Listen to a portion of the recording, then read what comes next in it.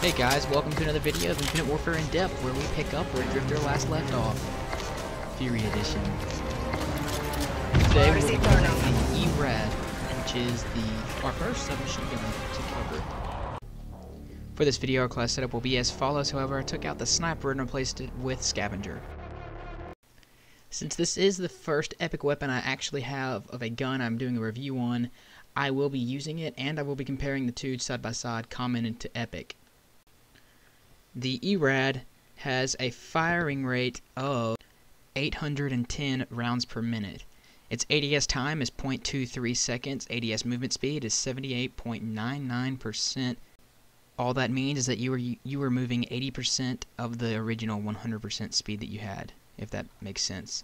Its reload speed is 2.7 seconds, which is about on par with the SMGs. The fastest one in class would be the HVR with 2.1 seconds. However, for some reason, every time I reload the E-Rad, it feels especially slow, even compared with other SMGs. This might be due to the fact that the gun has to break in half to reload, which is probably one of the coolest reload animations we've had in COD in a while. You can continuously fire the magazine of this gun for 2.2 seconds. The accuracy is just average for the SMGs. Your damage will begin to drop at 12 meters. So particle lamp is actually really helpful for this gun. Damage will drop again at 20 meters. Your sprint out time is 0. There is no sprint out time because it's an SMG. The max kills per magazine in core would be 7, and the max kills per magazine in hardcore would be 30. The damage multiplier if you kill someone or shoot someone on the head is 1.1. Everywhere else is just standard. So for kill lengths at 5 meters, you'll be able to kill someone in 4 shots in core, 1 shot in hardcore.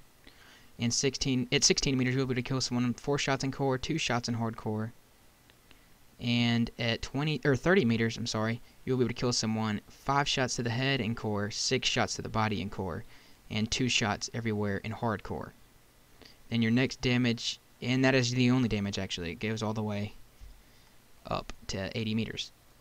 I stop at 80 meters because that is the furthest you will ever be able to be in combat in the game. The E-Rad has 6 variants. None can be obtained from mission teams. 1 common, 2 rares, 1 legendary, and 2 epics.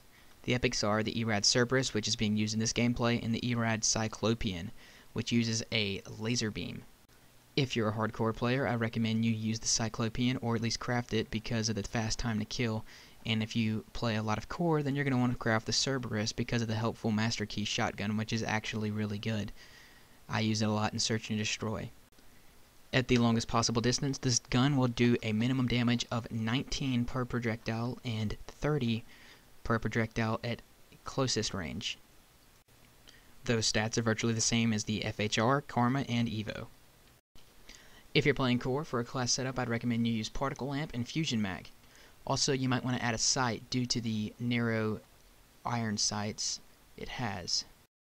If you're playing hardcore, I also recommend you use Particle Lamp and Fusion Mag because of the quick and fast damage drop. Now I will show you how the gun performs with and without foregrip, and how the E-Rad Cerberus, the epic weapon, will perform with and without foregrip. The Cerberus already has reduced recoil. That is a common attribute that comes with it. Also, that can be stacked with foregrip, so apparently that should be twice as good. We will see. This is the E-Rad with no attachments. As you can see, the recoil is very unpredictable and changes very quickly. The E-Rad is a little bit easier to control when it is closer. Keep in mind, I had my fingers off of the joysticks when I shot these shots. Now, here is the Cerberus, the epic weapon, compared side by side, which already has an attribute of reduced recoil. As you can see, the recoil is, it looks a lot like it had a foregrip on. There's still recoil. It is not near as bad when you first start shooting, but after you shoot for a while, it will begin to go vertical instead of all over the place. So there is somewhat control to it. And now for the E-Rad with foregrip. As you can see, it actually looks a lot similar to the epic weapon, the Cerberus. So the E-Rad Cerberus must have a integrated attachment of foregrip already on there. Now we're about to test the E-Rad Cerberus with foregrip as it can stack with that, or at least it says it can stack with that. Let's see how it looks. So something that I did notice on the Cerberus is that the recoil is really low at first, but then once you keep shooting, it begins to change a lot and get higher, and maybe even change a little horizontally too, not just vertically.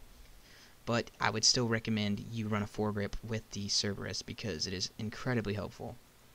If you can kill someone in the first few shots, that would be the quickest and easiest, as you can see, because there is almost no recoil there, but then after a while, it does recoil back. With that being said, that concludes our first ever submachine gun in-depth review in Infinite Warfare. So if you enjoyed the video, please do subscribe, leave a like, and why not a comment this time? Or don't. I really don't care. Bye.